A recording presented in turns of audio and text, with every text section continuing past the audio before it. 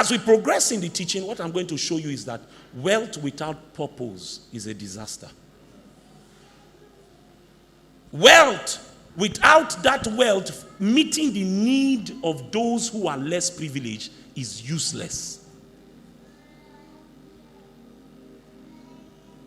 Of course, God, within the confines of righteousness and the standards of Scripture, expect us to prosper. And you see, I've said this many times, and people have come to meet me in private and say, okay, what do you mean?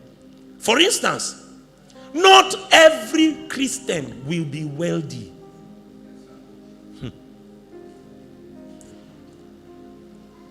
Not every Christian will be rich. And you see, because we are unwilling to embrace this truth,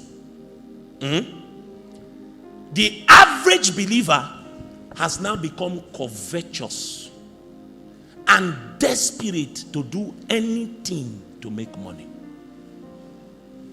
This is why you have young men, some who are sitting in church tonight, who are now hooked on gambling.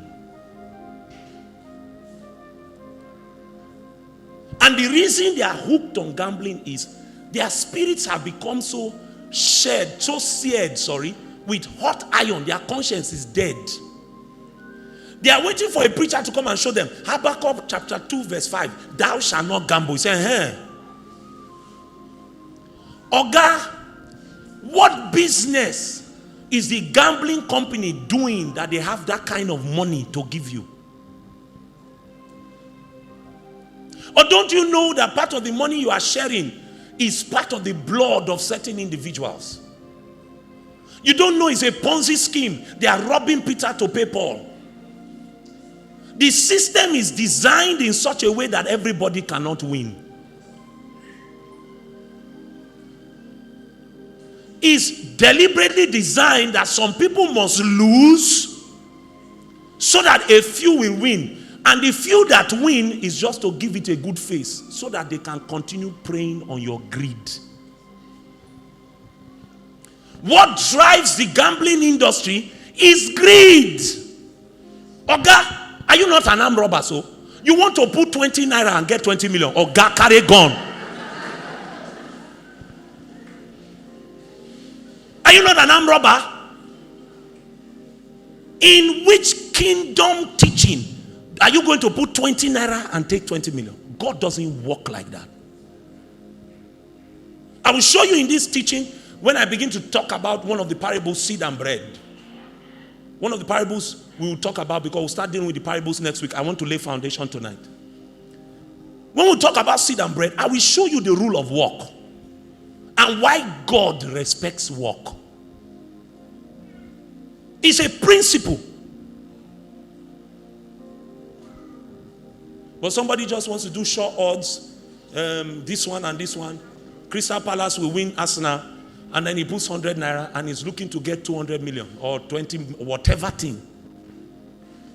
I had a friend in school in those days before they digitalized gambling.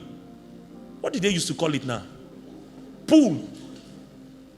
He was so moved by greed, he went to go and use his school fees. I assure you, if you give him the microphone, his life is a PowerPoint. His life is a PowerPoint slide. The title of the slide is How to Not Be a Greedy Fellow. He used his school fees. That is the way he lost his admission. And had to go and forge documents to see how he could just keep pretending that he was still in school. And that's how he never graduated from that place till today. It's not that they told me he's my friend till tomorrow. Because he wanted to amass wealth without following principles. Without following principles. The reason we are like that, and there are some of you in church tonight, you are listening to me now, gambling has put a hold on your soul. I'm trying to show you why. You have not settled it in your mind that not every Christian will be wealthy.